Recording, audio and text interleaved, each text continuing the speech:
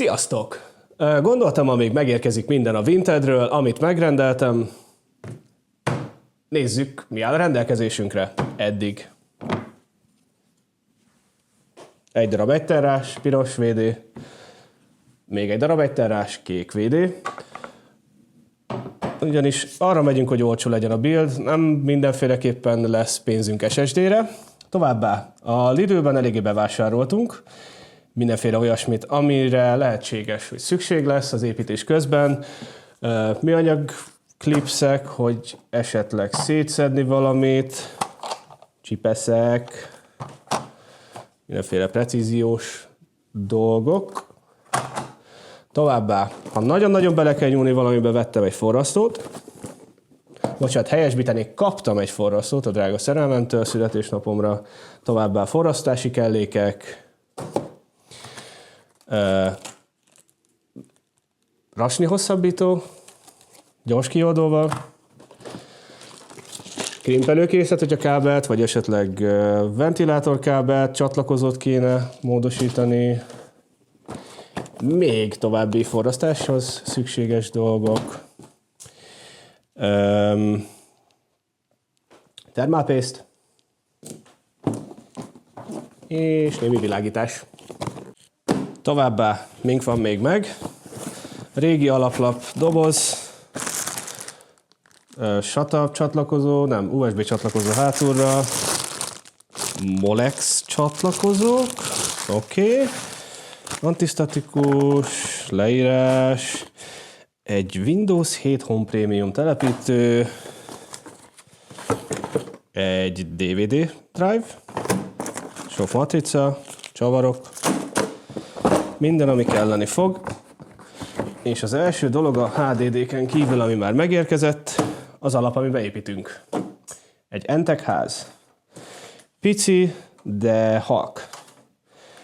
Minden, amire szükségünk van, el fog férni benne. Remélhetőleg a videókártya is, ami már úton van, el fog férni benne. Ez egy R9 280-as lett, 3 GB memóriával. Remélhetőleg hamarosan föladja a postára az illető. A többi dologra, amit már említettem az előző videóban is, még mindig várunk, hogy egyáltalán visszaírjanak, de sajnos ez még nem történt meg. Úgyhogy nagyon remélem, hogy hamarosan el tudom indítani az első videót arról, hogy hogyan is rakjuk össze a számítógépet, amit szeretnénk minél olcsóbban. Amint azt említettem is, a táppal kivételt fogunk tenni, ugyanis nem szeretném leégetni a házat. Továbbá az eladókon múlik minden.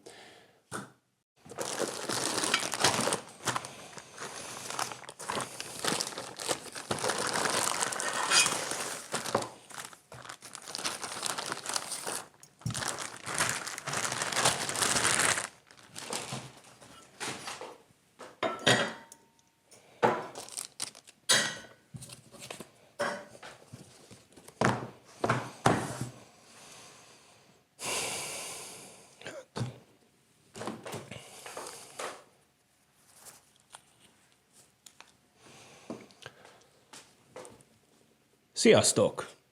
Azt hittem, hogy ez egy kicsit nagyobb lesz. Viszont lássunk neki, végre megérkezett 2 csomag. Nézzük, mi van benne.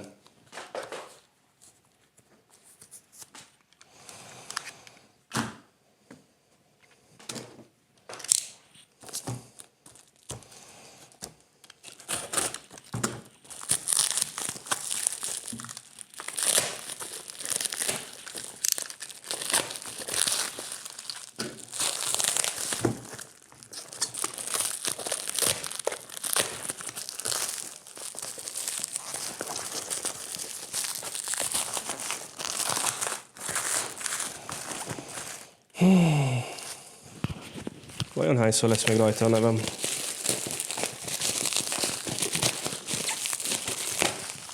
Ez biztos, hogy jól be volt csomagolva. Öcsém.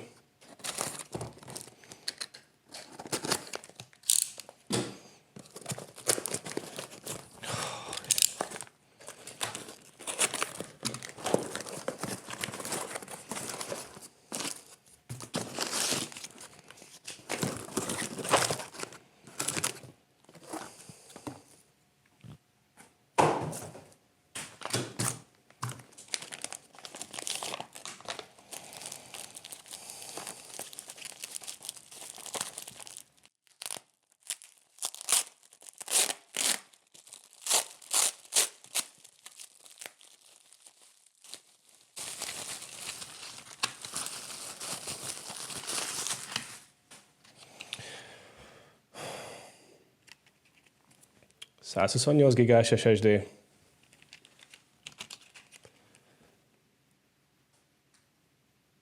És ez pedig 256 gigás SSD. Ugyanis nagyon olcsón találtam őket, úgyhogy nem csak HDD-t fogunk használni, hála Istennek. Ezeket a képernyőn láthatjátok, hogy mennyibe kerültek, hogy nézett ki az eladás. Továbbá jött még egy csomag.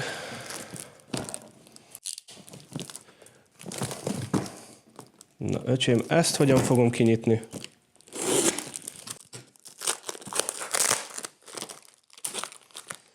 Esküszöm, csomagoló világbajnokok.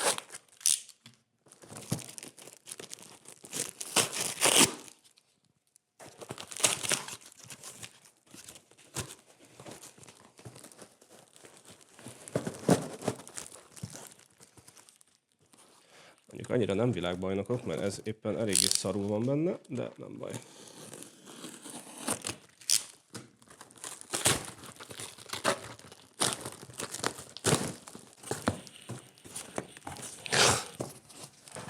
Fél ágyat belerakott a dobozba, nekünk viszont itt van ő.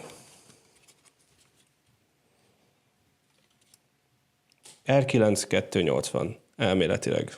Gyakorlatilag ez ki fog derülni.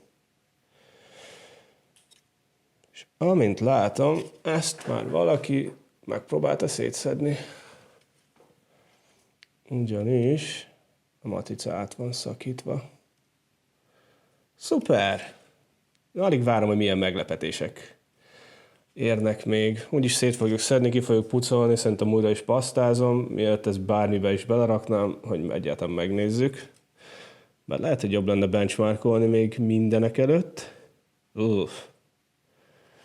Hát igen, ez érdekes lesz. Viszont sajnos, mivel alaplap még nincsen, ezért őt tesztelni még nem tudjuk. Az SSD-ket viszont igen. Úgyhogy csináljuk.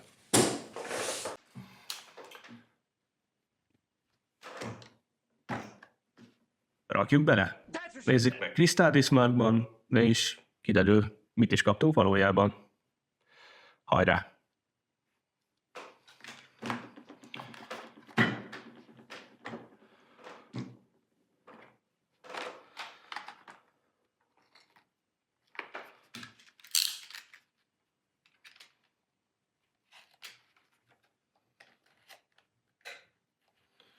Pro tip, soha nem magatok felé vágjatok, mint én, úgyhogy beutánozzatok, kérlek.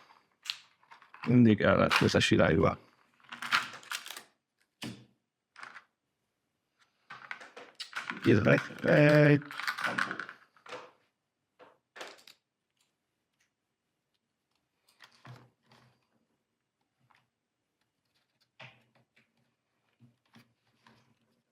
Ezt a kis gépet használjuk arra, hogy hangfelvételeket készítsünk egy másik YouTube csatornához, amilyen pici, olyan praktikus, kis helyen elfér, és ugye mutattam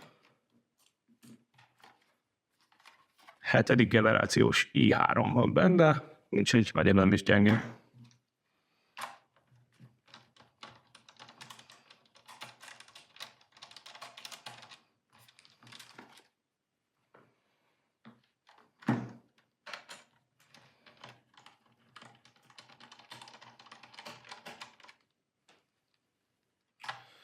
És igen, direkt előrem akasztom ki a racsnit, egyszerűbb így kitekerni, mert nagyon nagy a csavar.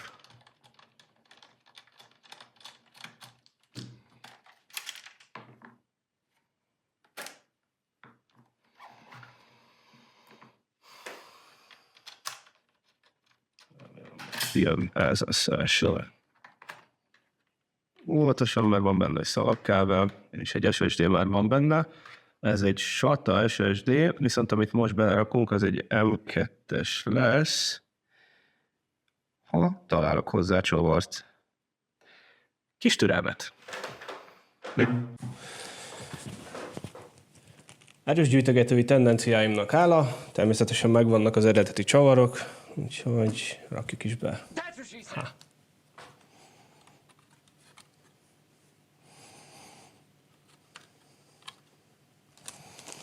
Legalább a standoff jó helyen van. Előtte már volt benne egy SSD. Mármint egy M2-es. Szerencsére az alátét is, és a csavarhúzó is mágneses, úgyhogy nem hagyom el ezeket az apró pici csavarokat. Most pedig nem fogom összecsavarozni, menjünk és teszteljük le. Na szóval, mielőtt még bármit tudnánk csinálni, úgy tűnik, hogy ezt az SSD-t nem kell inicializálni, sőt, még egy Windows telepítés is volt rajta. Ja, akkor ezt most elfelejtjük, nem akarok senkit ledoxolni, a másikkal folytatjuk. Közben én már megformáztam az SSD-t, ezt Disk Managementből meg lehet tenni, Start menüben megtaláljátok, ez minden Windows telepítéssel jön automatikusan. Ugye itt látjuk az új SSD-nket, létre kell hozni egy új kötetet, és hogy könnyebben felismerjem, elnevezzük. Ja.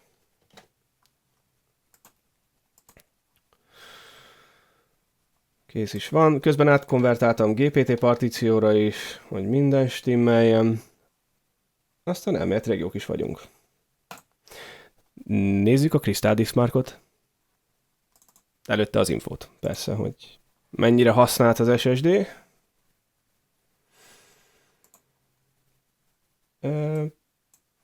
Nem nagyon.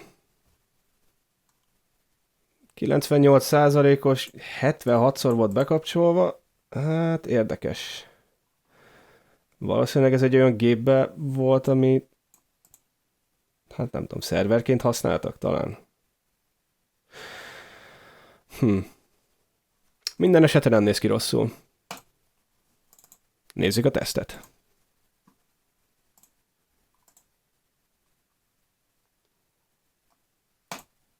Hadd szóljon.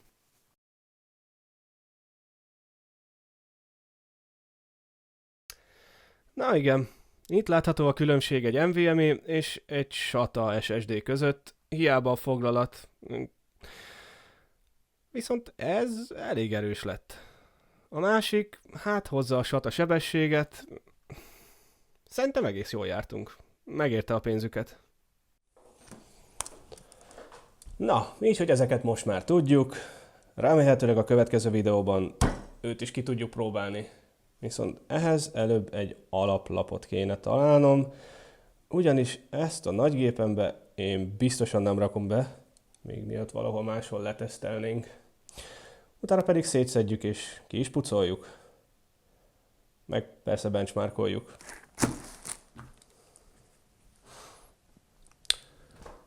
Végre van alaplapunk. Viszont sajnos tápunk még nincsen, de addig is nézzük meg, hogy mit is kaptunk.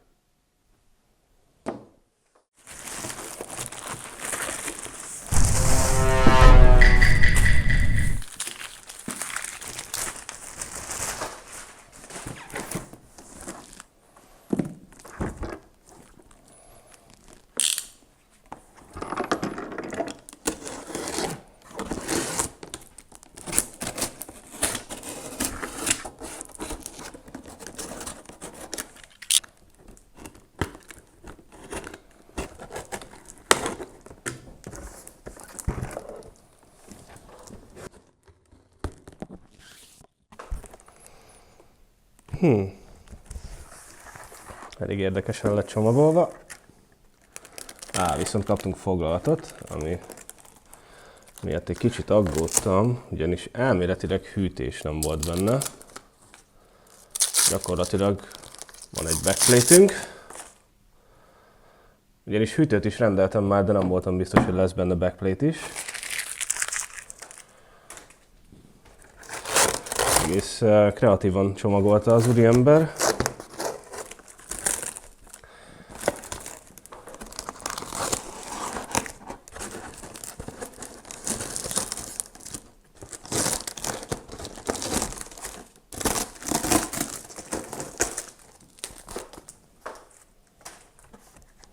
Aha, hát megvan mind a két felső foglalat is a hűtéshez.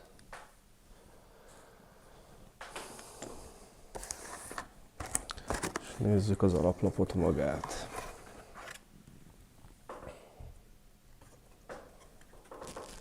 Ja, még csavarokat is kaptam.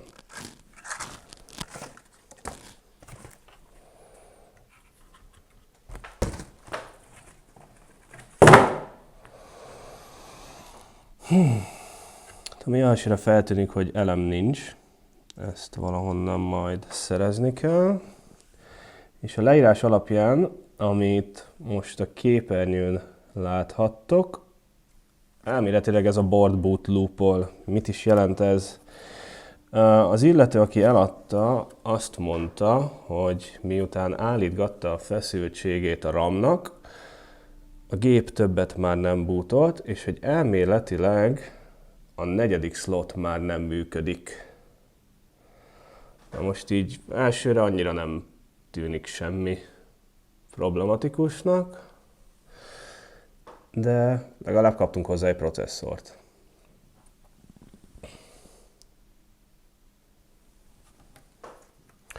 Kicsikét, mint hogyha meg lenne varpolva a board.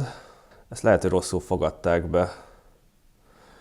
Sőt, ahogy nézem, az egyik RAM csatlakozó is eléggé csálé. Hát remélem azért ez még megmenthető. Minden esetre a processzor elméletileg működik, ugyanis azt állítja az eladó, hogy BIOS-ig eljutott vele. Gyakorlatilag ez ki fog derülni. Na most itt vágás közben egy kicsikét közbe kell szólnom, ugyanis még így a felvételek után kiszedtem a processzort, és amint azt a képeken láthatjátok, itt bizony hiányzik egy tappancs róla. Nagyon kíváncsi leszek rá, hogy egyáltalán látja-e az alaplap BIOS-ban ezt, vagy hogy mi lesz vele, de remélhetőleg nagyon hamarosan ki tudjuk deríteni. Minden esetre egy másik processzort is rendeltem, úgyhogy elméletileg nincsen probléma. És most vissza a videóhoz. Aha, látok egy pint. Na most ezt majd megpróbálom nektek megmutatni a képen. A 4. slotban meg van hajolva az egyik pinje a RAM foglalatnak, és ez valószínűleg ezért nem működik. De ezt majd megpróbáljuk orvosolni. Mint hogyha valaki próbálta volna kipucolni.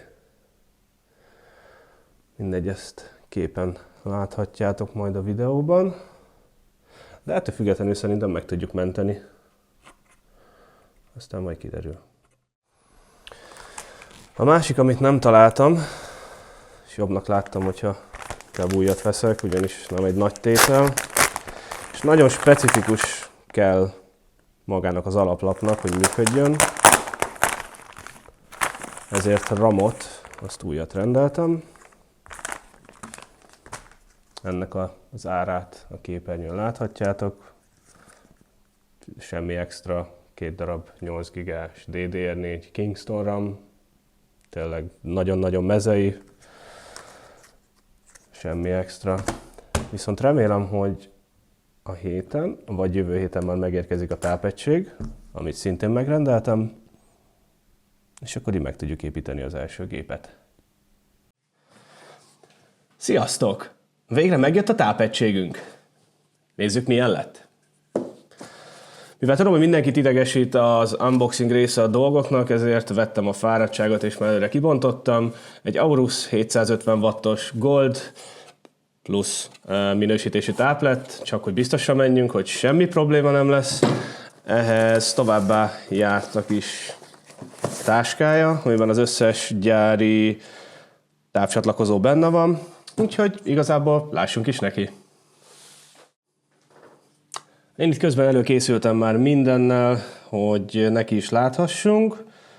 Mindenek előtt meg kéne pucolnunk egy kicsikét a processzornak a felső részét, rá tudjuk tenni a hűtőt. Lássunk is neki. Hoztam izopropil alkoholt, fülpiszkálókat, zsebkendőt, ilyesmit, amire szükség lehet. Nem szabad annyira eláztatni a bordot, hiába nem konduktív az izopropil alkohol, azért vigyázni kell vele, hogy ne folyjon szét mindenhova. Úgyhogy lássunk is neki. Kicsit először megtörlöm a tetejét, hogy minden, ami még nem száradt rá, lejöjjön. Ezt ezért lehet látni, hogy eléggé retkes. Holott nem túl sok reményem van, hogy ez a processzor működni fog. Minden esetre megadunk neki minden esélyt, hogy működhessen. De ha tippelnem kéne, még csak a BIOS-ig se fogunk eljutni, hiába mondta ezt a drága eladó. Most így jól megtörölgettük, kicsit megszárítjuk, aztán kell nekünk a hűtő. Ezen paszta már nincsen, úgyhogy ennek a felületét is egy kicsikét meg kell pucolnunk.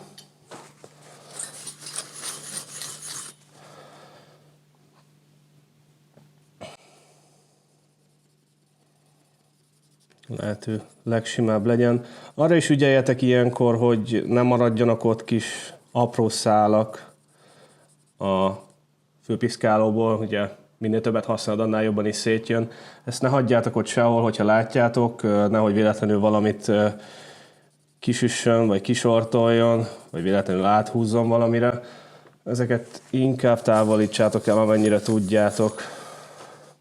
Most egész szépen sikerült megpucolni. Tűnik, egy párszor már használva volt, de nem vészes. Rakunk egy kis pasztát. Teljesen no-name paszta. Igazából évek óta használom, tökéletesen jó. Nem kell túl sok, nem kell túl kevés. A közepére egy kis mennyiség bőven megfelel. Még egyszer nem kell túlzásba vinni.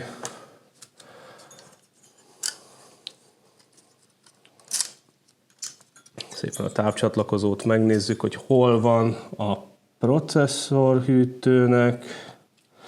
Ez itt van felül a lapon, úgyhogy úgy fogok orientálni a kábelt.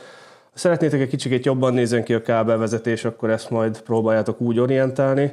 Viszont kéne nekünk egy hátlap, amit mindjárt hozok, ugyanis amint látom, elfelejtettem. Egy pillanat. Na, ez közben meg is van.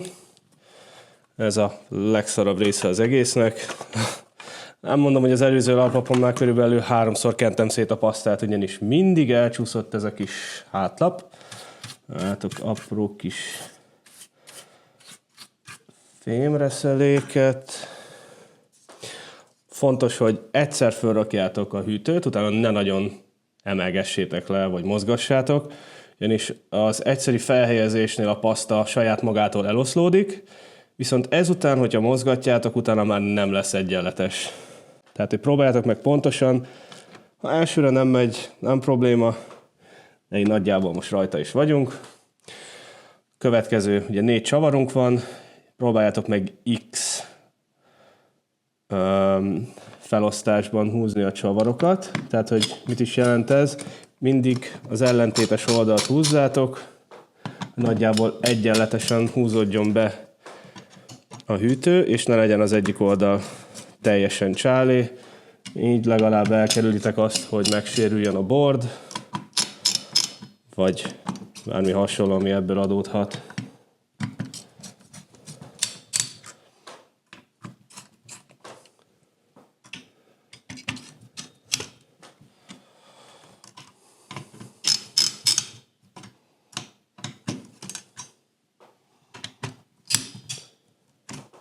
Ez meg is van.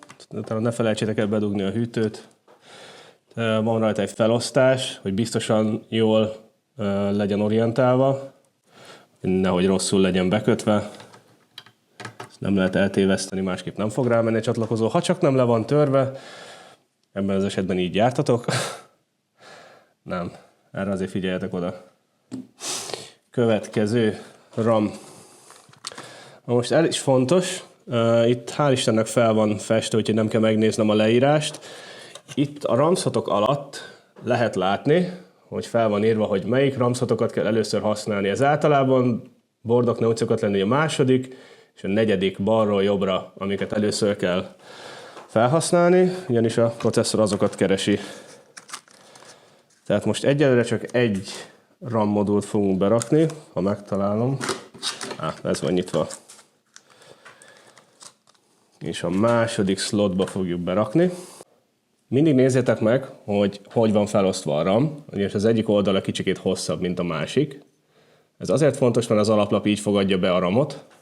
De nagyon nyúlkáltok hozzá, de érthető módon fontos a jó kapcsolat. És akkor a második slotba berakjuk szépen.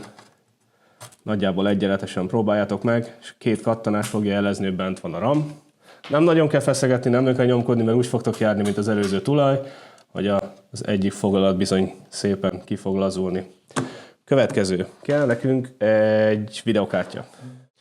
Szóval, meg is van a videokártyánk. Ezt a felső slotba kéne berakni, ugyanis az szerintem 16-szoros slot.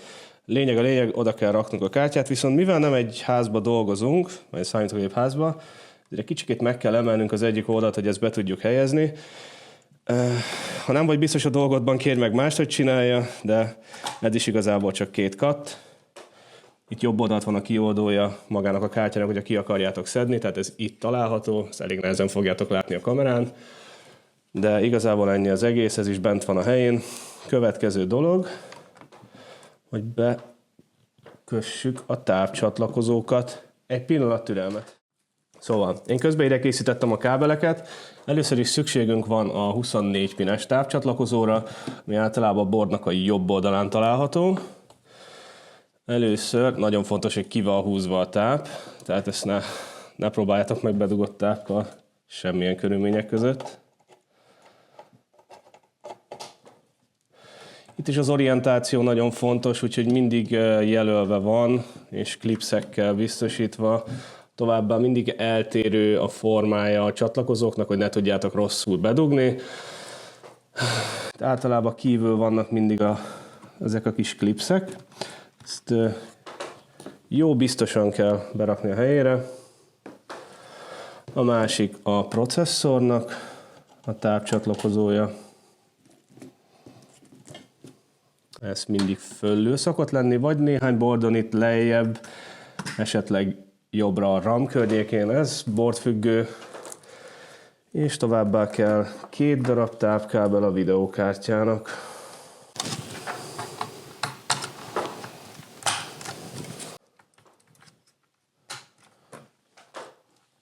Szuper, ezzel is megvonnánk. Úgy néz ki, ahogy viszont tesztelni tökéletes, minden úgy stabilan megvan, bent van a RAM-unk, processzor a helyén, videókártya, minden be van dugva, hozzunk egy billentyűzetet. Ez pedig nem más, mint a koszos G103 Gamer billentyűzet. Következő dolog, HDMI kábelt ne hagyjuk ki, ugyanis nem bízok benne, hogy ez a processzor működni fog. Hiába van integrált videokártya benne, vannak kétségeim. Hogyan is fogjuk bekapcsolni a boardot magát, és nincsen bekapcsoló gomb. A leírásban meg lehet találni, hogy az előlapi csatlakozóknak a bekötője, ami legalul van a boardon itt ebben az esetben, melyik pin mit csinál. Na most nekünk a leírás alapján a 6-os és 8-as pint kell összecsatlakoztatnunk, vagyis hát összeérintenünk ebben az esetben, ami adja a jelet a boardnak, hogy be akarjuk kapcsolni. Ezt meg különképpen mutatom közben. Kapcsoljuk is be, a tápunk be van nyomva, és hadd szóljon. Na most én kapásból látok már egy ledet, ami az alaplapnak a jobb felső oldalán ég. Na most ezek debug ledek, és ez ebben az esetben a felirat alapján azt jelzi, hogy a az alaplap nem érzékel processzort, ami egy elég szomorú jel. Ugyanis ezek szerint még csak a BIOS sem fogjuk látni. Szerencsére készültem egy másik processzorral erre az esetre, ami viszont sajnos nem lövi ki azt a lehetőséget, hogy az alaplap is rossz. De azért próbáljuk meg azt is. És igen, természetesen hibázik az ember is. Észre kellett volna vennem, hogy a videókártya pont az orientáció miatt és a súly miatt pont egy picikét kicsúszik, ugyanis pont kifeszíti magát, de hát ezt legalább észrevettük, úgyhogy csináljunk még egy tesztet, hát ha látszik valami a kijelzőn. Kétlem, hogy fog. Ugyanis az égő LED fönt a jobb sarokban azt indikálja, hogy a lap nem látja a kártyát, de ez mindjárt kiderül. És sajnos semmi. A gép nem posztol. Reméltem, hogy legalább a BIOS-ig eljutunk, de hát sajnos még ez sem. Úgyhogy próbáljuk meg a másik processzort, amit már meg is kaptunk. Egy pillanat. Szóval csináljunk egy kis helyet. Addig is a videókártyát húzzuk ki. Menjetek biztosra, hogy a táp ki van kapcsolva. Ha nem vagytok benne biztosak, inkább húzzátok is ki. Én ezt fogom tenni. Van a processzor, amivel készültem. Ha elolvasható, egy Ryzen 3 4100. Most ezzel csak annyi a problémánk, hogy tudom, hogy ez az alaplap rettenetesen macerás. Miért mondom ezt? A legelső BIOS, amivel kijött, csak ugye az első és második generációs Ryzeneket támogatta. Na most, ami benne van jelenleg, az egy harmadik generációs Ryzen, amit megpróbálunk berakni, az egy negyedik generációs. Amivel semmi baj nem is lenne, hogyha lehetne flashbackelni a BIOS-t processzor nélkül. Viszont sajnos ennél a boardnál ez nem lehetséges. Tehát mindenféleképpen kell egy működő processzor, hogy be tudjunk lépni a BIOS-ba, meg tudjuk nézni, hogy milyen verziójú a BIOS, és hogy milyen videókártyát, milyen processzor támogat ezáltal. Sajnos ezt nem fogjuk tudni megtenni, hogyha nincs egy működő processzorunk. Másképpen nem biztos, hogy ez a processzor működik vele. Harmadik képpen, negyedik képpen, ötödik képpen nem is biztos, hogy működik ez az alaplap. De minden esetre megteszünk mindent annak érdekében, hogy ez kiderüljön. És kivesszük szépen a videókártyát. Legalább valamennyi helyünk legyen, miközben kicseréljük a processzort.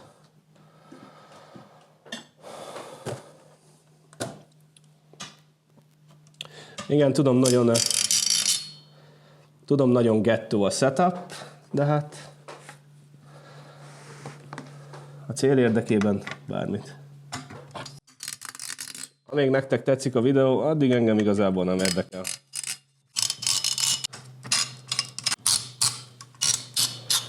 Szóval mindjárt meg is láthatjuk, hogy mennyire sikerült jól pasztáznunk, amint lejön a hűtő. Ez le is jött. Jaj, jól sikerült pasztáznunk. Nagyjából teljesen tökéletesen.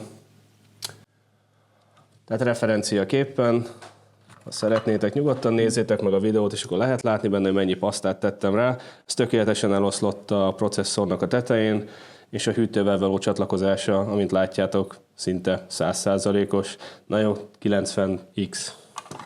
A lényeg ott van. Ez pedig most én nem fogom megpucolni, hanem úgy, ahogy van, kiveszem. Én is nem szeretnék ezzel bajlódni. Ezt elrakjuk innen jó messzire. Csak aki esetleg nem látta az előző részt, vagy nem tudná, ez a processzor le lett ejtve, még az előző tulaj által, ezért annyira nem is bánok vele kesztyűskézzel. Szóval ez valószínűleg kuka. Esetleg emlékben jó lesz valakinek. A másik processzor viszont más téma.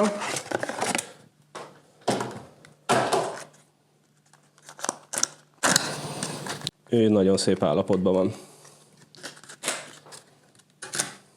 meg is próbálom megmutatni. Ez lehet, hogy így nem is fog látszani, hanem külön videón fogom, és már látok is rajta egy hajszálat. A lényeg, hogy nagyon szép, tiszta. Majd külön képeken mutatom, hogyha a felvételen nem látszik. Mire kell odafigyelnünk, mikor berakjuk a processzort? Egyrészt, hogy ne ejtsük le. Másrészt pedig, hogy van rajta egy jelölés. Tehát itt ebben az esetben a bal felső sarokban van egy kis nyilacska, és ez ugyanaz az alaplapon is megtalálható a foglalatnál. Ez azt jelzi, hogy ez az orientációja, és így kell beleraknunk. Szépen óvatosan berakjuk a foglalatba. Picit meg szoktam mozgatni, hogy biztosan benne van-e, ugyanis korábban már sikerült úgy becsuknom magát a fogadóját a processzornak, hogy csak félig volt bent, és utána a hűtővel egy az egybe le is emeltem. Ezt a hibát ne kövessétek el. Inkább egy kicsikét legyen megmozgatva, óvatosan, és akkor legalább biztosan mentek, hogy benne van. És pedig mivel még van elég paszta, és úgyis csak tesztelünk egyelőre, ezt most nem fogom lecserélni. Úgyhogy előbb a hátlapot visszaigazítom, és visszarakjuk a hűtőt.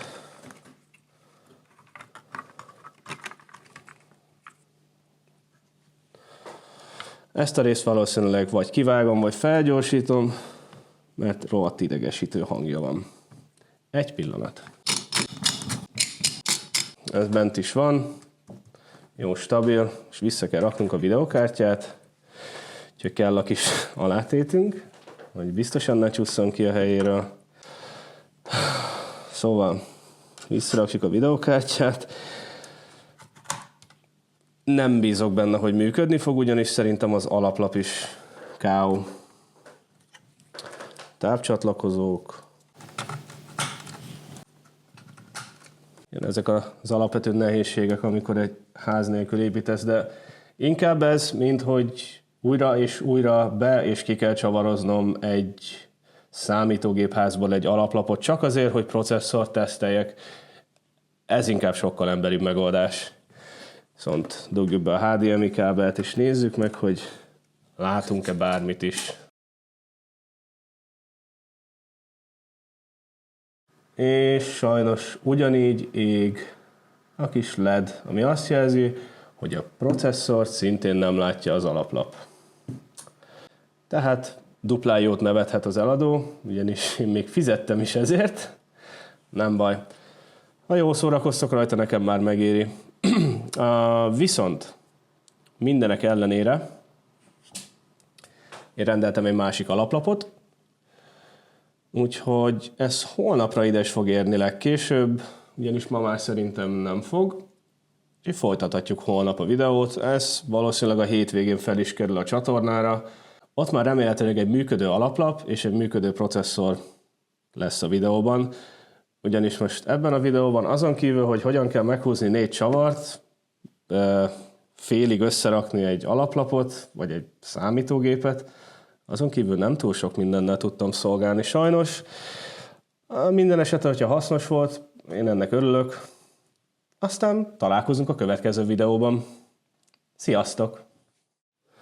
Szóval, hogy legyen így is kontextus, megmutatom, mit is láttam eddig, vagyis hát mit láttam eddig, amiért tudom, hogy nem működik. Tehát ugye itt a kijelzőnk, itt van a board, amit összeraktunk közben, tápegység bekapcsolva, itt az alsó pineknél a 6-os, 8-ast összeérintjük, így bekapcsol a gép, és hogy amit eddig láttam, az itt ez a LED, ami azt jelzi, hogy a CPU nem észleli az alaplap. És hát így a kijelzőn sincsen semmi. Ennyi volna a kis kiegészítés. Sziasztok! Végre megjött a másik alaplapunk is. Úgyhogy ma végre ki fog derülni, hogy tényleg működik-e a processzor, és hogy elindul-e a számítógép. Nézzük meg! Nézzük, hogy mit is kaptunk. Ahogy az szokásos, a képernyőn láthatjátok, ugyanis az autofókusz utál engem. egy Asus Prime A320MK alaplap. Vettem a fáradtságot, és előre kicsomagoltam, hogy ne megint titeket idegesítsenek vele. Van egy IO shieldünk, még egy backplate-ünk. Igen. És itt az alaplap maga.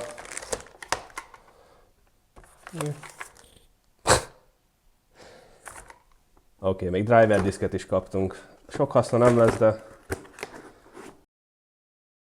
nagyon rendes volt.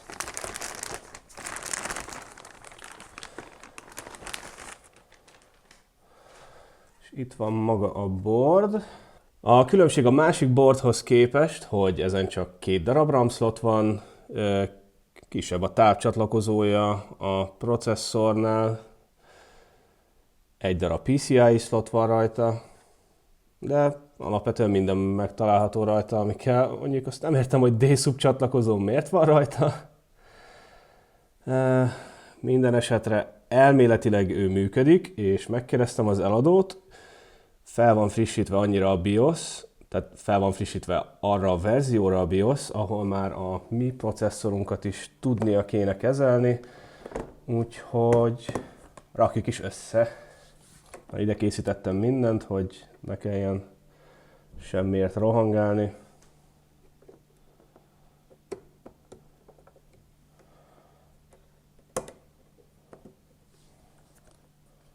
Még mielőtt.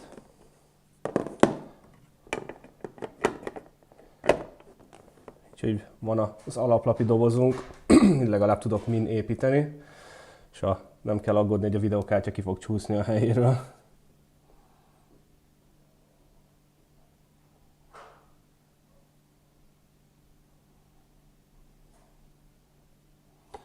Lehet, hogy egy picikét sok lett, de nem hiszem, hogy probléma lesz. És ahogy múltkor is, ezt a részt úgyis kivágom a videóból, mert rettenetesen idegesítő hangja van.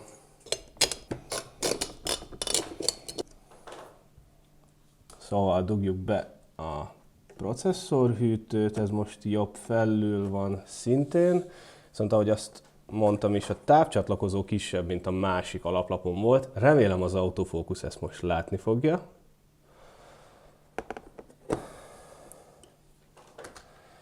És mivel most elég bizakodó vagyok, ezért előre berakjuk mindkét RAM modult.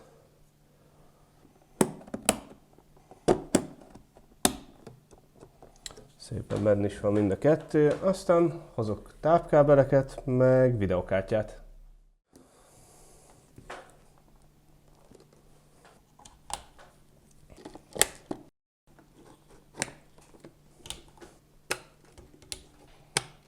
Meg is volnánk. Kapcsoljuk be. Na, bekapcsoltam a monitort, bedugjuk a HDMI kábelt, aztán a bekapcsolási folyamat igazából ugyanaz, mint a másik lapnál volt. Benyomjuk a tápot, aztán 6-os, 8-as pin, és a gép bekapcsol. Lássuk, mit látok.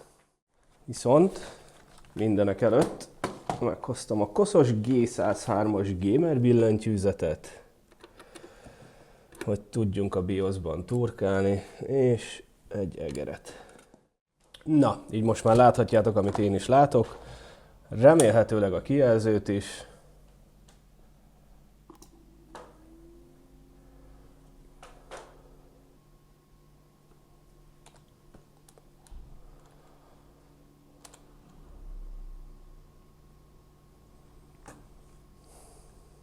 És hogy mit látunk, mind a két dimet látjuk, tehát mind a 16 GB RAM-ot, amit beleraktunk, továbbá a processzort is felismerte, úgyhogy igazából ami most következik, az, hogy rakunk egy Windows-t és megnézzük, hogy mi újság a hardverekkel. Még miatt tudnánk Windows telepíteni, rájöttem, hogy be kéne rakni az M2-es drive-unkat. Ehhez a standoffot már betekertem kamerán kívül, ugyanis nagyon-nagyon szívás volt. Pont a kis PCI csatlakozók mellette szinte lehetetlenné teszik műszerészfogó nélkül. Főleg, hogy még a gyári festék is rajta volt. Jó is lesz. Berakom a videokártyát, aztán kezdhetjük is. Na, így, hogy bent van az M2-es SSD-nk, visszatettem a videokártyát, bedugjuk a HDMI kábelt, továbbá, amire szükségünk lesz, már készültem egy pendrive-ral előre, a hivatalos Windows oldalról letöltöttem a Media Creation Tool-t és csináltam egy Windows 11-es telepítőt, ugyanis jogtiszta Windows-t használunk, ezt szépen bedugom az egyik USB slotba, bekapcsoljuk a tápot és telepítsük fel a Windows-t. Átállítjuk szépen a boot sorrendet, aztán nyomunk egy save-et, és remélhetőleg látni fogja, hogy azon van a Windows telepítőnk, és nem pedig csak bootloopolunk.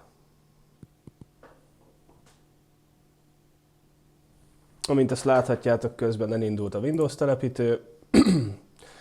Igazából teljesen mindegy, milyen nyelvet választunk ki, ezt később úgyis meg lehet változtatni.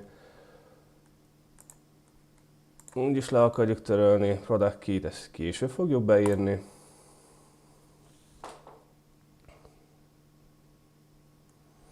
És Pro változatot kérünk szépen. Igen.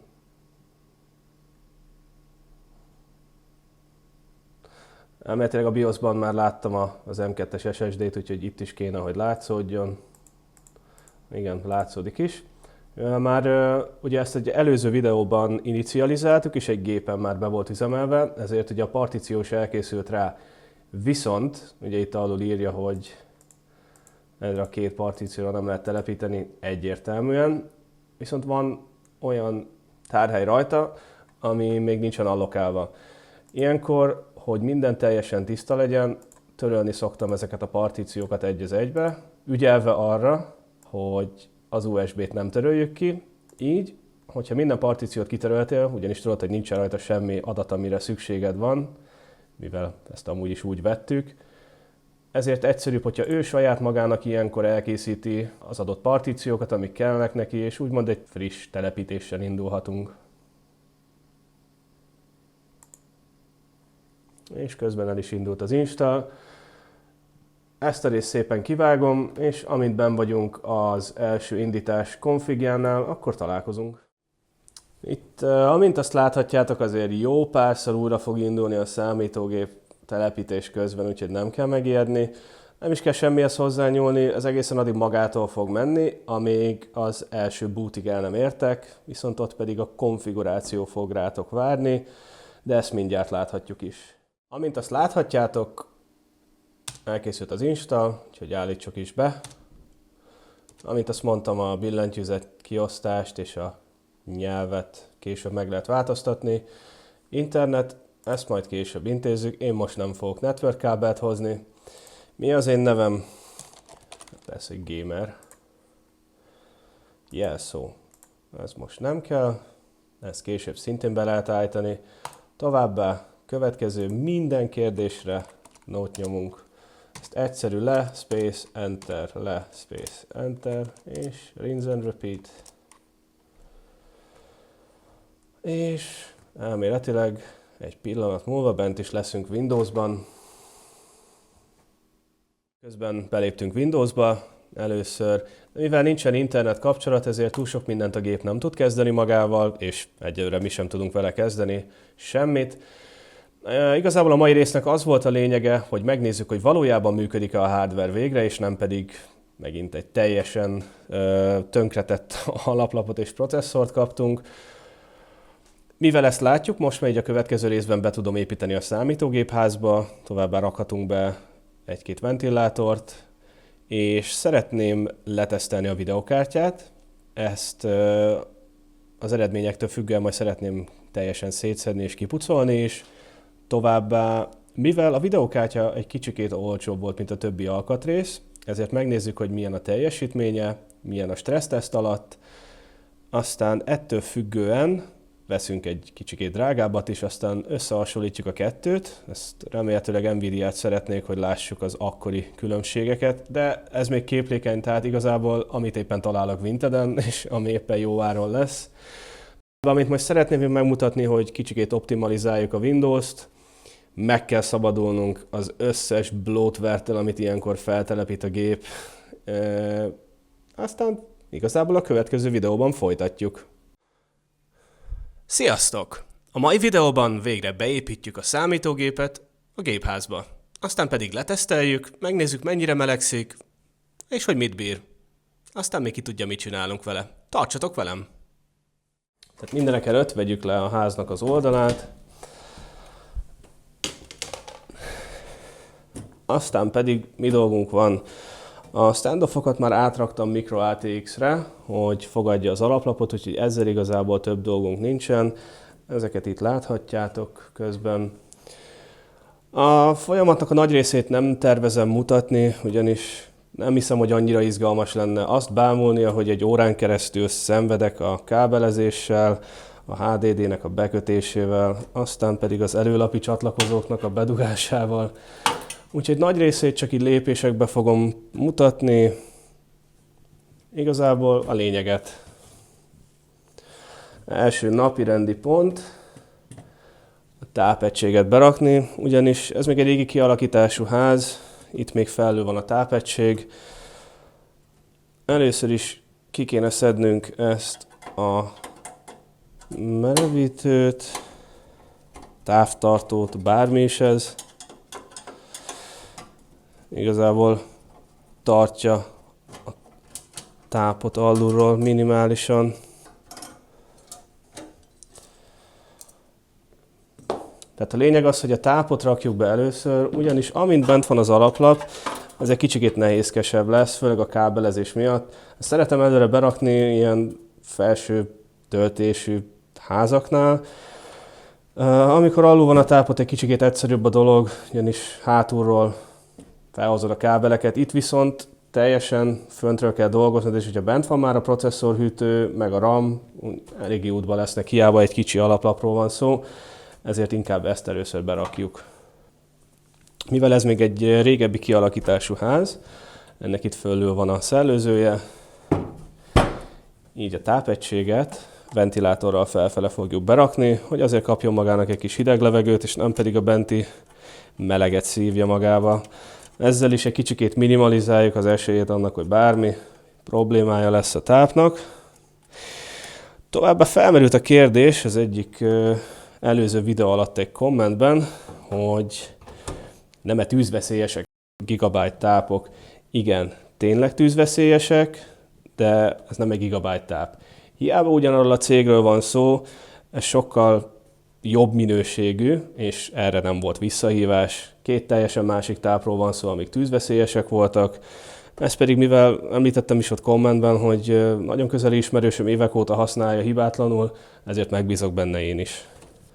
Mivel oldalra fektetve építünk, ezért először visszarakom ezt a távtartót, mert tök mindegy, visszarakom, ugyanis utána majd az oldaláról átfordítom, hogy egy jó helyre be tudjam tenni a tápot, így egy kicsikét egyszerűbb lesz, ugyanis, ahogy mondtam, ezt valamennyire tartja a tápegységet a helyén, és akkor itt talán egy kicsikét könnyebb lesz.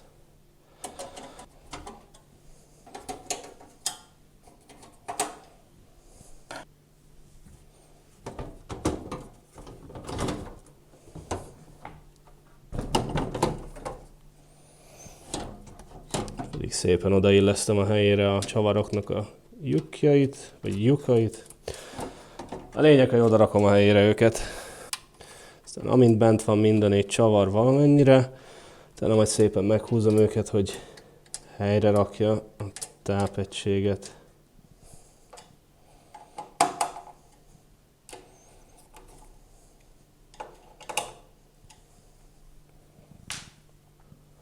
Ez meg is volna. Aztán folytassuk az alaplappal. Ilyenkor célszerű az összes előlapi csatlakozót oldalra kihajtani, ne legyen útba. Aztán megpróbálni ráilleszteni szépen az IO Shieldre.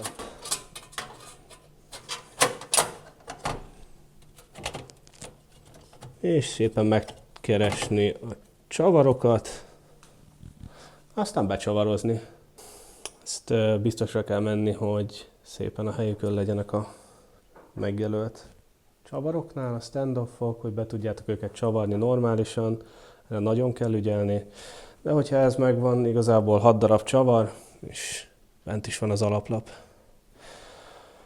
És ilyenkor nagyon jó, hogyha van mágneses csavarhúzótok, ugyanis ezeket a csavarokat a legegyszerűbb lejteni, és utána sok szerencsét kibányászni. Főleg, hogyha egy full ATX alaplapon dolgoztok.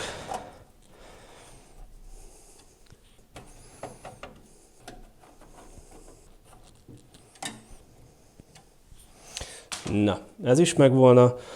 A kábelezést inkább nem mutatom kamerán, ugyanis ez iszonyatos szívás lesz. Na, ezzel egyszer eddig megvolnánk. Amennyire tudtam, cable managementet próbáltam alkalmazni.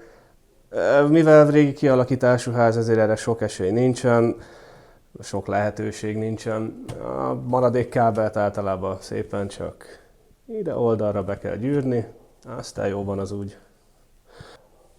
Tehát következőnek viszont rakjuk be a HDD-t, ugyanis ez később egy kicsikét macerás lesz. Aki már az eleje óta nézi a sorozatot, az tudja, hogy volt egy ilyenünk is. Ezt azért rakom bele, ugyanis az SSD nem olyan hű, de nagy, és legalább így akkor tudunk mire játékokat pakolni. Kicsikét egyszerűbb dolgunk van itt a HDD behelyezésénél, ki lehet nyitni az elejét a háznak, és ilyen kis hardware kedik vannak, amit csak be kell csavarozni, már elő vannak készítve hozzá ezek a gumis csavarok, elég retkes, hogyha mindjárt letörlöm, és igazából ugye ezekbe kell becsavarni, és így úgymond rezgésmentesen, eléggé stabilan, csak így vissza kell tolni a helyére. Ezt majd egy képen megmutatom, hogy néz ki, amikor kész van. Azt egy kicsit közben megtöröltem, hogy elviselhetőbb legyen, így nem annyira retkes. És akkor be is rakom a HDD-t.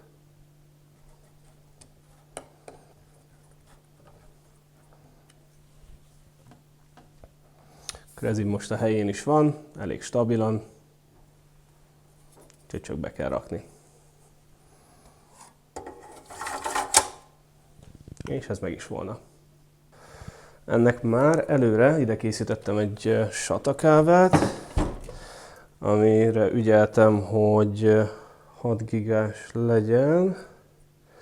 Ezt megpróbálom mutatni. Hát ott van rajta a felirat, hogy 6 GBS, és akkor elméletileg ez a nagy adatátviteli kábel. Szimplán keresünk egy slotot alul. Igazából teljesen mindegy. És hál' Istennek ez az L alakú kábel lett, úgyhogy egy kicsikét egyszerűbben be tudjuk rakni.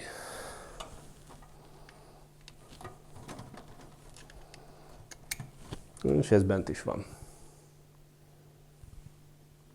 Továbbá ennek még kell egy tápkábel, amit igazából bedugtam már, de megmutatom. Tehát ő egy SATA táp. Valamiért ennek a tápnak a SATA táp kábelnek a végén még Molex csatlakozó van, de ezt ignoráljuk most, nekünk rá van szükségünk. Így ezt oda szépen az előbb bedugott kábel mellé kell szépen beilleszteni, és a maradék kábelt ide földőre szépen elrejteni. És azt hiszem, hogy ez így jó is lesz. Aztán jöhet a videókártya. Viszont mielőtt ezt be tudnánk rakni, őtőle itt meg kell szabadulnunk, ugyanis nem fér el. Ezelőtt egy rendes méretű alaplap volt benne, úgyhogy azokra a lyukakra volt szükség, viszont elméletileg így már nincs akadálya, hogy ezt behelyezzük.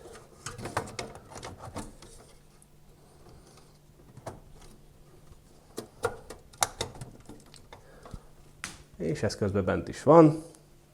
A két csavart mindjárt berakom a helyére, aztán jöhet a tápkábel. Egy kicsikét közel van a videókártya, de éppen nem ér hozzá a házhoz. De sajnos az alaplapnak a mérete miatt van. Ugyanis ebben a házban ezelőtt vígan elfért egy 1080 Ti, nem éppen ez a legnagyobb videókártya, viszont épp hogy nem érünk hozzá a házhoz. Mivel úgyis most fektetve vagyunk, így nem lóg annyira a kártya, de amint átfordítjuk, már nem lesz ezzel probléma. Majd esetleg később berakok egy kis távtartó valamit, hogy nehogy hozzáérjen a házhoz, nem akarok problémát belőle. De igazából semmi gond nincsen vele. Na, ezzel is megvolnánk, kábeleket szépen elvezettem hátul, ezt innen hoztam vissza előre, aztán bekötöttem őket. És igazából a csavarok is benn vannak a helyükön. Szerintem nagyjából kész is vagyunk. Már csak ki kell próbálni. Akiben felmerülne a kérdés esetleg, hogy kivenni ugye ezt a kis hardware tartót itt, vagy hardware caddyt, HDD caddyt, hard drive caddyt, tök mindegy minek hívják, nem lehet, szegecselve van. Továbbá rendeltem ventilátorokat, amit majd ide szépen alulra előre és ide hátulra felülre tudunk majd betenni. Ezek még úton vannak, úgyhogy ezt majd egy következő videóban tudom csak berakni, sajnos ugyanis külföldről jönnek, szintén Vintedről. Ezt majd amikor megjött megmutatom magát az eladást, de most egyelőre ezzel készen lennénk, úgyhogy teszteljük le!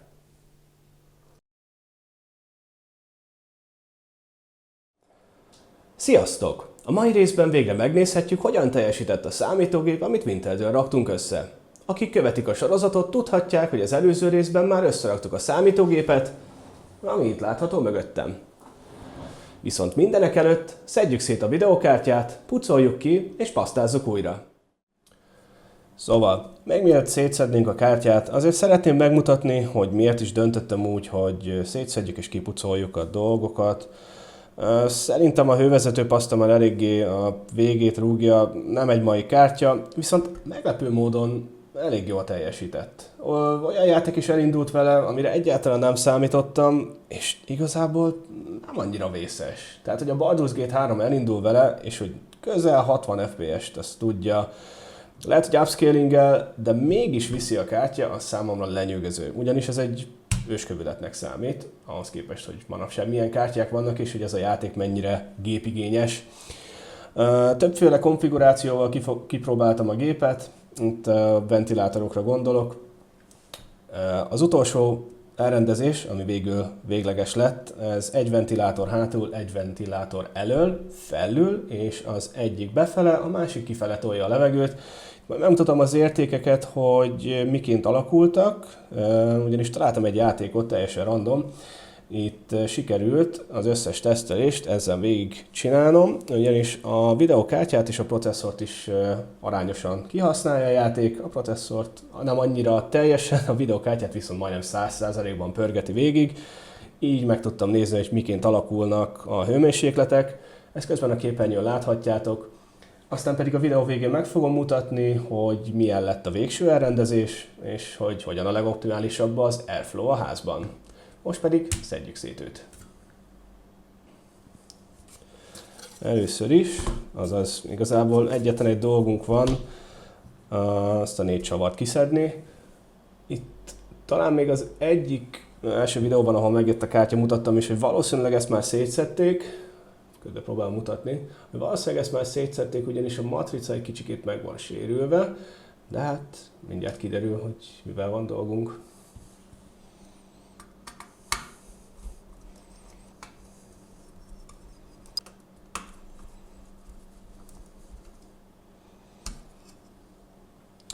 Azt hiszem, hogy erre már nem lesz szükségünk. Nem hiszem, hogy lenne még garancia a kártyára. Próbálom úgy kitekerni, hogy nagyjából egyenletesen lazítom ki a csavarokat, hogy nehogy megfarpoljon alatta a kártya. Ez remélhetőleg sikerül is.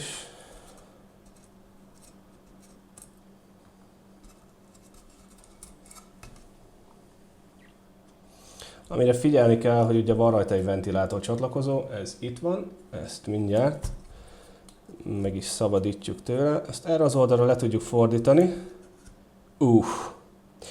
És én már örülök, hogy szétszedjük a kártyát. Ugyanis én Nem nagyon látom, hogy ezen lett volna annyi paszta.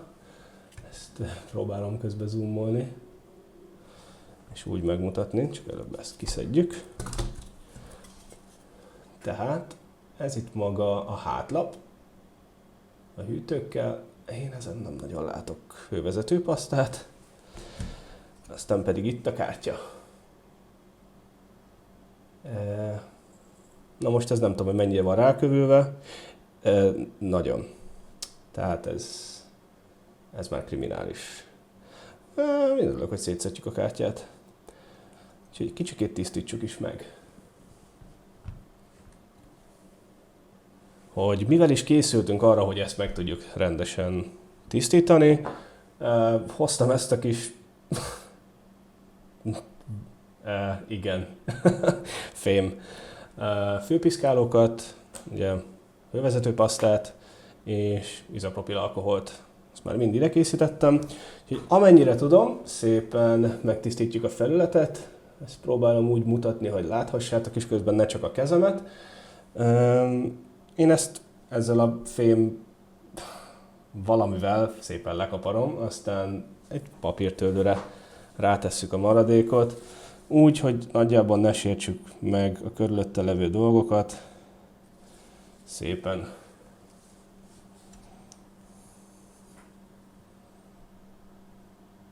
Amint azt láthatjátok, eléggé csonkosan jön már föl, tehát egy nagyon meg van már száradva ez a dolog. Nem tudom, mennyire fókuszál a kamera. Nem? Jó. Így sem. Na mindegy. A lényeg az, hogy meg van kövülve. Tehát, hogy ez azért már cserélendő. De hát ez várható is volt egy ilyen idős kártyától. Úgyhogy nem számítottam sokkal jobbra. Ennél rosszabbra számítottam. Tehát ez annyira nem vészes. Próbálom óvatosan csinálni, hogy azért ne tegyem tönkre a kártyát. Aztán most, hogy így már nagy része lejött, jöhet az izopropil alkohol és a főpiszkáló.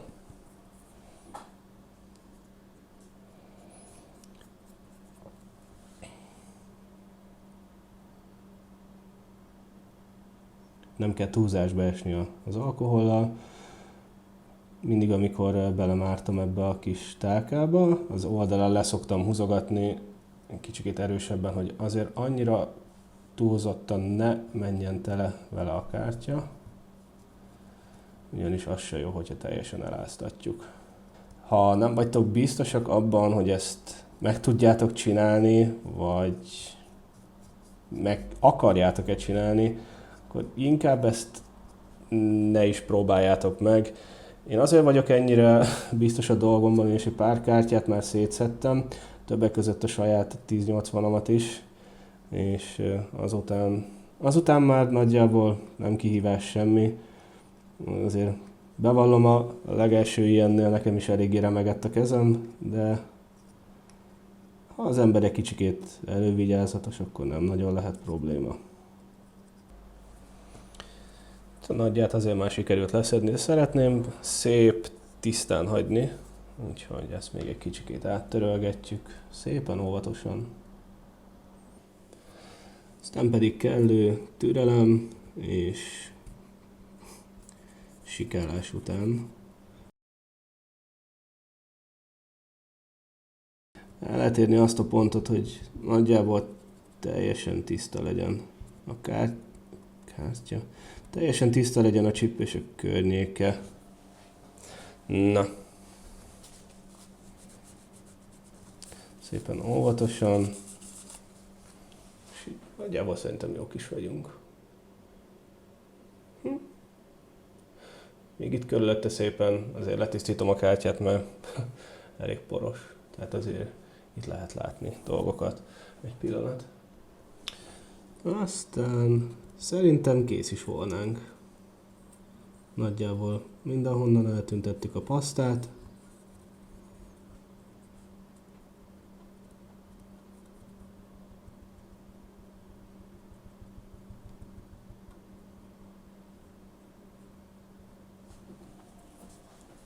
Úgyhogy most pucoljuk meg a hátulját is.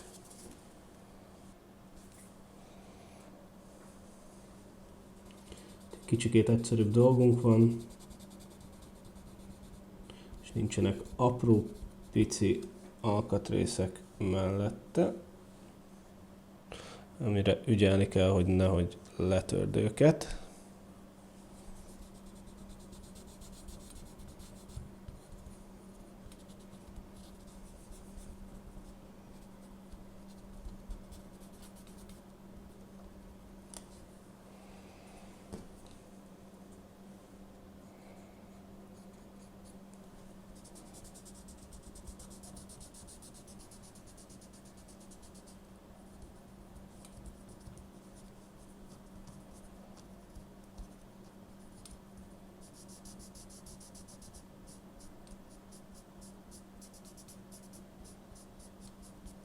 Azt hiszem, hogy ez így jó is lesz. Gyorsan áttöröljük.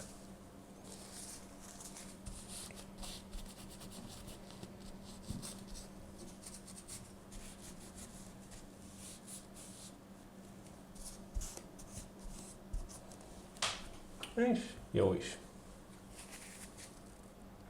Most pedig szedjük le ezt a műanyagházat.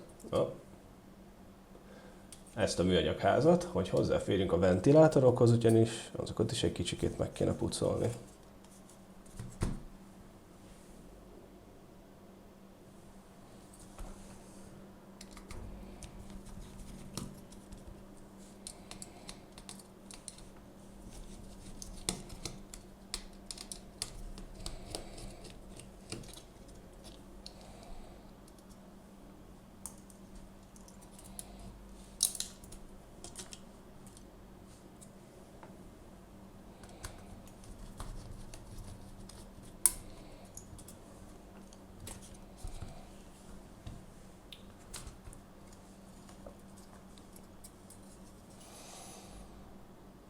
Nem a legvészesebb.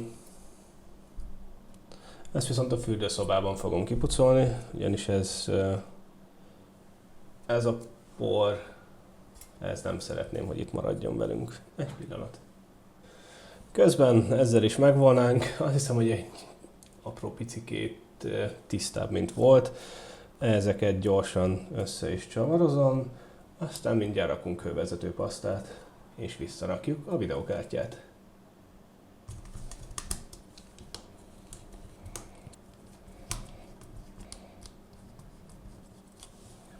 Ez is megvolna, úgyhogy jöhet a paszta. Szóval, ugyanúgy, mint az előző videóban is, próbáljuk nagyjából középre, és ugyanazt a mennyiséget.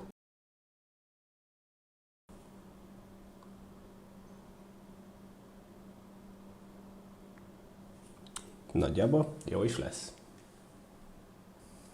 Most pedig jöhet vissza az eleje.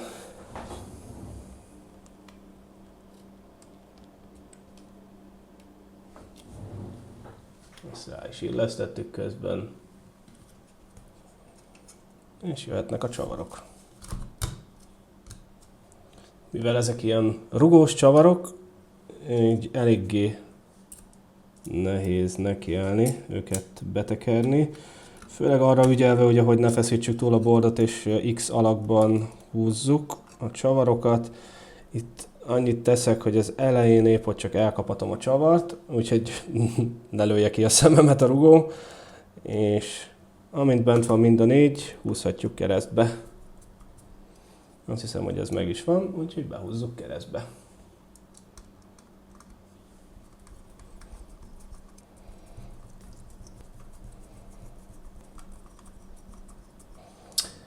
Ezzel meg is volnánk, már csak a ventilátort kell visszadugni a helyére.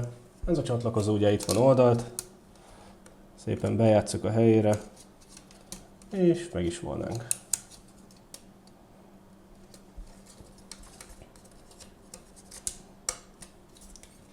Kész is. Próbáljuk ki, hogy milyen lett a kártya. Előjáróban annyit, hogy egyik játéknál se kell mutatnom a grafikai beállításokat, ugyanis lónál magasabbra nem tudtunk menni. Először is Baldur's Gate 3, grafika ellenére 60 FPS, szerintem játszható. Aztán jött a Modern Warfare. Hát, elindult. Egy kicsit tudtam is játszani, de a negyedik próbálkozás és crash után feladtam. Nem hiszem, hogy ez a kártya ezt bírna. Counter-Strike 2. Amint betölti a shadereket, textúrákat, egy-két csuklás, de szerintem teljesen játszható. Fortnite. Szintén ugyanaz, mint C2-nél. Amint betöltött mindent, kicsikét már jobban érzi magát, egész játszható a játék. GTA 5. Senki meglepetésére tökéletesen fut, benchmark után saját magától beállította a grafikai beállításokat, és amint azt láthatjátok, elég jól néz ki. Rocket League. Semmit nem kellett beállítanom, hiába a tutorial meccs, szerintem tökéletesen fut. Aztán bónuszként a Mutant Year Zero Road to Eden, amivel a gépnek a hőmérsékletét teszteltem a ventilátor elhelyezésekkel. Így a videó végén most már tudjuk, hogy hogyan teljesített a kártya, viszont mivel én eleinte nem voltam benne teljesen biztos, hogy mennyire fog jól teljesíteni, ezért előre készültem. És mivel találtam egy nagyon jó áru videókártyát, ezért ezt már meg is vettem. Erről bővebben a következő részben. Sziasztok! Amint láthatjátok, megszabadultunk a pulóvertől. Ugyanis 20 fok van kint, és már az előző videóban is vert a víz. Viszont térjünk vissza erre. Az előző videó végén mutattam, hogy szertettünk egy új videókártyára, ami igazából én azóta leteszteltem, és felülmúlt minden elvárásomat. Nézzük is meg, hogy ez miként alakult. Szóval, miért is mondom, hogy felülmúlt minden elvárásomat? Megmutatom a képernyőn, hogy mit is vettünk, és hogy mennyiért. Na most igen, nem egy mai kártya ő sem, viszont az előzőhöz képest, mivel ez a 8 gigás verzió, eszméletlen jót mentünk vele. A tesztekben mindenhol jól teljesített, még a Baldur's Gate 3-ban is nagyon jól teljesített, ami szintén meglepő. Az előző kártyával, hogy elindult, már azon rettenetesen meglepődtem. Egyetlen egy buktató volt, amit már akkor furcsáltam, amikor megvettem, ugyanis még alkudoztam is az árából, hogy ugyanennek a kártyának a 4 gigás változatát drágábban árulják, mint amennyiért én ezt a 8 gigás kártyát vettem. Na most erre fel voltam készülve, nem az első, hogy videókártyán kell BIOS-t flashelnem, nem nagyon féltem a dologtól. Mit a listán, megjött a kártya, beraktam a gépbe, no signal. A gép nem akart bootolni. Aztán miután harmadszorra szedtem ki, néztem meg, hogy biztosan a helyén van a HDMI kábel, akkor egy kicsikét tovább hagytam bekapcsolva a gépet, és a BIOS automatikusan átállt compatibility módba. Mit jelent ez? A kártya nem tudott EFI módban bootolni, így igazából egy kis keresgélés után rájöttem, hogy ez bizony egy bányászkártya volt, amivel semmi probléma. Az eladót megkérdeztem, ő nem tudott róla, azt mondta, hogy ismerősétől vette, elég nagy számban ezeket a kártyákat, és hogy próbált tőlük megszabadulni, ami nekem épp kapura jött. Miután bootolt a gép, compatibility módban, elkezdtem nézegetni, hogy mit is látunk GPU Z-ben. És valóban egy teljesen másik BIOS volt rajta, a memória szanaszéjjel volt húzva, a GPU pedig iszonyatosan downclockolva volt. Kerestem hozzá egy kompatibilis BIOS-t, az eredetit, Tech Power App-on meg lehet találni. Aztán szépen, mivel egy régebbi kártya, ezért egy kicsikét kacifántosabban, mint hogy csak bedobni egy fájlt command line-ba, aztán ráflashelni a kártyára. Kicsikét kacifántosabban kellett flashelni a kártyát, de miután ezzel kész voltam, láss csodát, a kártya bootolt UEFI módban.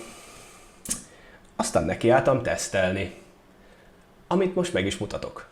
Előjáróban annyit, hogy az összes játék 1080p-ben futott vegyes beállításokkal. Sok helyen medium high, akár ultra, persze upscalinggel, de nem mindig. Baldur's Gate 3 elég magas beállításokkal, upscalinggel, majdnem 60, de simán játszható. Modern Warfare. El is indult a játék, játszható is volt. Inkább 100 FPS, mint nem. Szerintem teljesen jó. Counter-Strike 2. Nehezen látható, de 120 FPS-re volt limitálva. Ez néha megvolt, de inkább nem. Viszont teljesen játszható a játék. Én legalábbis el voltam vele. Igaz botok ellen, de Ja.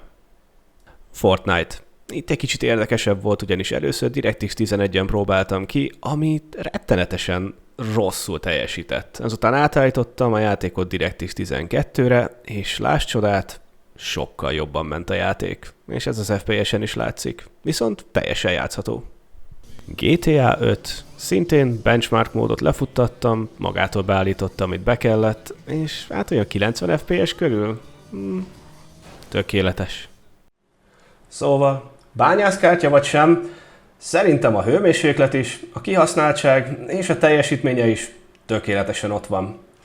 Az egyetlen egy probléma, ami lehet, hogy csak engem zavar, viszont ez a kártya iszonyatosan poros. Ezt szépen itt lehet is látni, hogy már csak az alja is. Úgyhogy ez eléggé keményen igénybe volt véve. Na most, amikor készhez kaptam, az első az volt, hogy még a pineket is le kellett mosnom alkohollal, mert ez a porréteg, ami rajta van, rettenetesen vastag. Viszont a kártyának a hűtése nagyon jó. Tehát, hogy a ventilátor kihasználtság nem nagyon megy föl, amint azt a képeken is láthatjátok. Szerintem teljesen jó. Minden esetre szét fogom szedni, és ki fogom pucolni. Ezt ebben a videóban nem mutatom inkább, ezt az előzőben már láthattátok. Maximum egy-két képet majd bevágok egy shortba, hogy akit érdekel, megnézhesse. Amit viszont szeretnék, hogy miután ki lett tisztítva a kártya, és biztosan jó a hűtési teljesítménye, mivel igazából most sem rossz, szeretném egy kicsikét meghúzni a kártyát. És megnézni, hogy valójában mennyit bír. Ugyanis hogyha bányászat alatt, bányászat után és ennyi év után is ugyanilyen jól teljesít, és még a hűtés is jó rajta, szerintem még ki tudunk csikarni belőle teljesítményt. Ami még ugye tervben van, egy előző videóban említettem, hogy szeretném megvenni ugyanazt az Nvidia kártyát, ami nagyjából ugyanakkor lett kiadva, nagyjából ugyanaz a teljesítmény, mint ez a kártya. Én ezt közben meg is találtam, és hamarosan meg is fog érkezni. Az előző kártyát viszont, az R9-es kártyát, amit teszteltünk, ezt viszont majd szeretném elajándékozni egy nézőnek. Erre még ki kell találnom egy folyamatot, hogy hogyan legyen a legigazságosabb. Ha esetleg valakinek szüksége lenne rám, akár csak a polcra kirakni, bármi. Úgyhogy erről majd még a következő videóban beszélünk.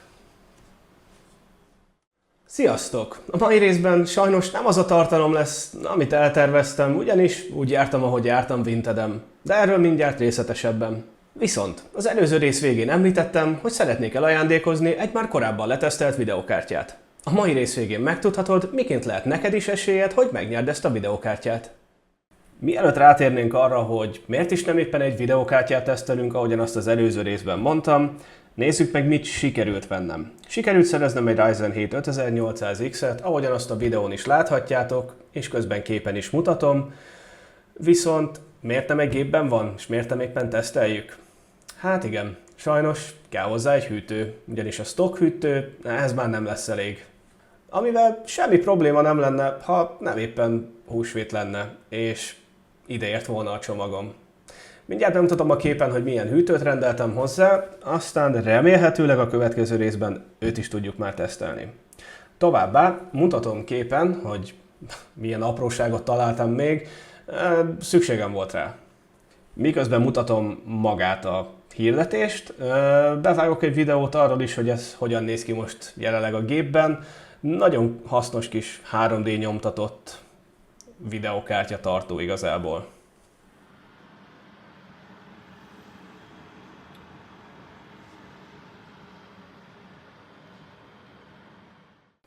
Igaz, évek óta enélkül használtam már a videokártyát, de eddig sem volt semmi baja. De mivel megláttam, olcsó volt, ezért megvettem. Na de, térjünk a lényegre, hogy miért nem éppen videokártyát tesztelünk. Megmutatom a hirdetést a kijelzőn. Ez egy GTX 1070 Ti lett volna, szinte nevetséges áron, a többi kártyához képest, ami manapság Vinteden van. Viszont ezt az eladó sajnos 2 nap múlva a semmiből törölte azzal a kommenttel, hogy wrong price range, sorry for misunderstanding. Ami nagyjából annyit sejtett, hogy utólag rájött, hogy rettenetesen olcsón akarta eladni a kártyát, Ezt meg is akarta venni valaki, ezért gyorsan visszavonta. A következő hirdetés szintén egy 1070 Ti volt. Ez egy kicsikét drágább volt, viszont ez körülbelül 5 percig volt fent. Azaz 5 perc annyira volt elég, hogy elmentsem a hirdetést, hogy még aznap, miután jobban átnéztem, megvegyem. Na most mire hazaértem, ez a hirdetés már sehol sem volt. Ezt is törölték. Azóta egészen a mai napig, azaz nagypéntekig szinte semmilyen videokártyát nem lehetett találni Vinteden, ami jó is volt, vagy még elfogadható áron. Az lett volna a cél, hogy ugyanabból az évből, mint az RX 580, amit az előző videóban néztünk, találjak egy videokártyát. Na most a 1070 Ti tökéletes lett volna erre. Ez alatt szinte szóba se jöhet kártya, ugyanis azok labdába se rúgnak. A többi kártya meg, amint meglátják az eladók az Nvidia nevet, eszméletlen árak vannak. Viszont a Radeon kártyák meg olcsók. Ezen kívül a mai részben más nem nagyon tudok mutatni. Bevágok egy montást arról, hogy éppen kipucolom és újra pasztázom az RX 580-at, amit ugyan mondtam az előző videóban, hogy nem fogok, viszont akkor ezt most megtenném jelenetekben bevágva, kicsit felgyorsítva, hogy azért legyen mit nézni, hogy ne legyen teljesen unalmas.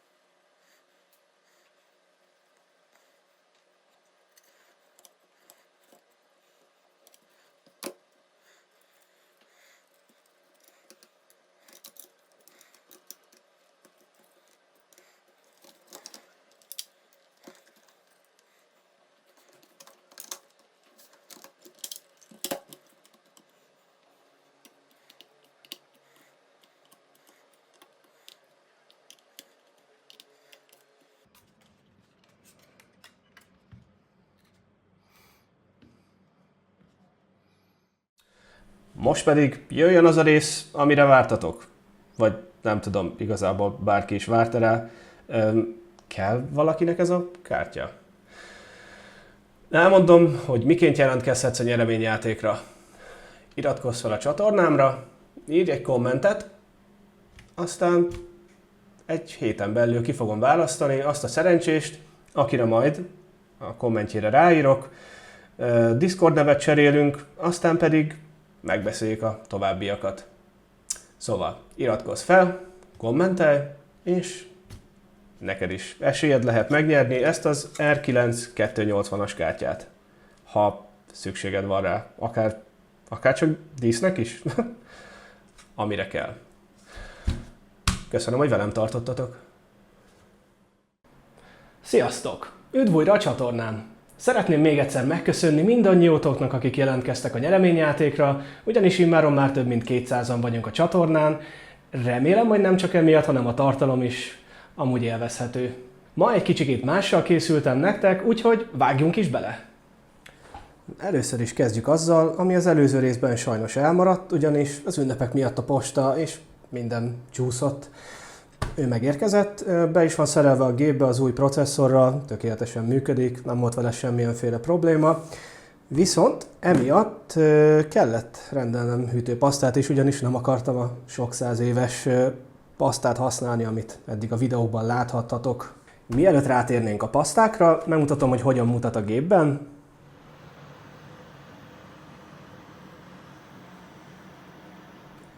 Aztán megmutatom az értékeket is. Miért is pont őt választottam, és miért is azokat a pasztákat, amiket már mutatni fogok. Nagyon sok utánaolvasás és rettenetesen sok segítség a ChatGPT-től, de megérte, ugyanis teljesen meg vagyok elégedve vele, a paszta teljesítményével is, viszont mivel ez már egy nagyobb teljesítményű Ryzen 7, amit húzni is lehet, ezért kellett egy elég erős hűtő hozzá. 270 wattos TDP-vel bőven elég lesz. Még egy nagyobb procit is bőven kihűtene. Viszont térjünk át a hűtőpasztákra. Ugye, amit már az előző videóban láthattatok, ez egy Deepcool Z5 volt. Azt hiszem, hogy MediaMarktban még sok-sok évvel ezelőtt teljesen jól működik. Jól teljesít, hosszú évekkel később is még működik. Viszont nem akartam kockáztatni, hogy az új processzor, amihez már ugye egy elég nagy hűtőt kellett venni, nem működjön jól, és pont egy ilyen pasztán múljon, nem. Úgyhogy itt is hosszas utánolvasás és ChatGPT után 2 darab pasztára esett a választás. Meg akartam nézni, mennyi különbség van egy 3-4 ezer forintos és egy 11-2 ezer forintos paszta között. Noctuát valószínűleg senkinek nem kell bemutatni. NT H2-es paszta szerintem nagyon sokan használják. A másik pedig Arctic MX6. Kíváncsi voltam, melyik hogy teljesít. Nem a processzoron teszteltem le, viszont ezt is le fogom tesztelni, és ezt veletek is meg fogom osztani, de nem a Ryzen 7-es processzoron, hanem erre van egy másik, ami ugye kikerült a gépből. Eddig ő volt benne, és úgy gondoltam, hogy akkor ezzel még ezt is letesztelhetjük. Ugyanis egy másik tesztben meglepő módon nem volt különbség a paszták között. Tehát, hogy még csak egy fél foknyi eltérés sem. Hozzá kell tennem, hogy én őt most így dobozostól, hűtőstől, mindenestől, eredeti csomagolással Vinteden árulom. Ami most már szabályos. Ugyanis az utolsó frissítés után a Vinted bevezetett új kategóriákat, és innentől kezdve engedélyezve van, hogy használt hardvert áruljál a platformon. És igen, nagyon sokan írtátok már, hogy hardware apró, én is használom. Mindig is használtam, tudok róla. Az egyetlen dolog, amiért ezt jobban szeretem, ugyanis a fizetés rettenetesen egyszerű, a postázás szintén. Tehát, hogyha valaki vesz tőled valamit, csak rá kell nyomni, hogy mutasd, hogy mivel kell feladnom, bedobod az automatába, kész is vagy. A másik pedig, hogyha eladsz valamit, ne adj Isten ruháidat, vagy bármi használt cuccodat, ugyanazt a pénzt vissza tudod forgatni a platformba, nem kell mindenféleképpen kivenned, és így azért én elég sok mindent eladtam, és nagyon sok dolog, amit a Vintedről vettem, úgymond ingyen volt. Úgyhogy akinek eddig problémája volt esetleg azzal, hogy felrakott használt hardvert, vagy számítógépet, vagy Isten tudja akármit, és letörölték a hirdetését, most már nem fogják. Utoljára letörölték őket a kategóriaváltás előtt, hogy minden, ami felkerül utána már jó kategóriába kerüljön, azóta viszont tele van az oldal minden hardverrel. A Hardware Apro abban az egyben jobb, hogy nagyjából megbízhatóbb. Viszont itt, Vinteden, nagyon sok olyasmivel találkozik az ember, amit nagyon gyorsan csak olcsó pénzzel el akarnak adni. Nagyon sok ilyen van. Hardware Apron legalább mindenki tudja, mi mennyibe kerül, nem nagyon fogják olcsóbban eladni. Ez az egyetlen különbség, de tényleg a kézzelfoghatóság és az egyszerűség miatt én a Vintedet preferálom. Mint például itt van az RX580, nem kell bemutatnom, ugye már volt róla szó, pucoltok is, teszteltük is. Na de itt jön a csavar. Említettem, hogy az Aradónak volt több ugyanilyen kártyája. Úgyhogy vettem még egyet. Ugyanannyiba került, ugyanaz a kártya, ugyanolyan állapotban, és ő is bányászkártya volt. Na most ezzel a kártyával azt terveztem, hogy szeretném megmutatni, hogy miként lehet kideríteni, hogy ez egy bányászkártya volt, mikre kell odafigyelni, és miként kell BIOS frissíteni. Úgyhogy kérlek, írjátok meg nekem, hogy kíváncsiak vagytok-e arra, hogy milyen a BIOS frissítés folyamata, miket kell figyelni, hol kell megtalálni a BIOS-t, miként kell flashelni. Nem egy egyszerű dolog, hogyha nem tudod, mit csinálsz, akkor még tönkre is teheted a kártyát. Viszont mivel ez egy dual BIOS-os kártya, amin itt van a BIOS switch, nagyon kis picik, alig lehet látni. Ha el is rontod az egyik BIOS-t rajta, akkor a kárt nem teszel, át tudod kapcsolni, a gép ugyanúgy működni fog, aztán vissza tudod flashelni a jó BIOS-t. Semmi probléma nincs vele. Van benne egy kis kihívás, főleg, hogyha rossz memória típushoz töltöd le a BIOS-t, vagy nem ugyanaz a revízió a kártya, tönkre lehet tenni, ezért is gondoltam, megkérdezem, hogy érdekel-e titeket a folyamat, és akkor megmutatom lépésről lépésre. A másik, amit az 1-es kártyával csináltam, ugyanis a 2-es az még mindig a bányász BIOS-szal rendelkezik, hogy 3-szor újra pasztáztam a kártyát. Megnézve, hogy vajon ő, a több száz éves paszta, a 3-4 ezer forintos paszta, vagy a 11-2 ezer forintos paszta fog jobban teljesíteni. Meglepő módon semmi különbség nem volt. Hogy miért? Ennek a kártyának a hűtése már alapból ki van maxolva. Rettenetesen optimális, és igazából a paszta már nem nagyon változtat ezen. Viszont így legalább láthattam azt is, hogy melyik paszta miként viselkedik. Még azt is megmutatom, hogy az MX-6-tal kicsit sikerült túlzásokba esni, de ezt is orvosoltuk, úgyhogy azt kétszer is pasztáztuk és teszteltük, de semmi különbség nem volt. Kevés paszta, túl sok paszta. Ez a hűtő, meg a kártya is amúgy nagyon bika. Valószínűleg nem hiába vásárolták föl annó a skalpolók, és használták bányászatra. Aztán persze itt jön az érdekesség. Majd, hogyha már kiteszteltük, kihajtottuk, és minden megvolt a második kártyával is, ezt is szeretném majd elajándékozni. De erről majd még később. Szóval kérlek, írjátok meg nekem, hogy érdekel-e a BIOS frissítés folyamat, flashelés folyamat, meg hogy mit építsünk következőbe Vintedről. Ugyanis most már a platform sokkal átláthatóbb, és mindent meg lehet találni rajta, bármilyen érdekességet, akár laptopot is, nyitott vagyok bármire. Felőlem aztán SteamOS-t is rakhatunk egy laptopra, vagy bármilyen érdekes eszközre. Ha érdekel, írjátok meg, én pedig megcsinálom. Még egyszer köszönöm mindenkinek, aki feliratkozott, részt vett a nyereményjátékon, vagy csak néz engem. Nagyon örülök, hogy ennyien vagyunk. Legyünk még többen, legyen még több tartalom. Én nagyon szívesen csinálom ezt, amíg ti élvezitek. Még egyszer köszönöm, hogy velem tartottatok, és majd találkozunk a következő videóban. Sziasztok!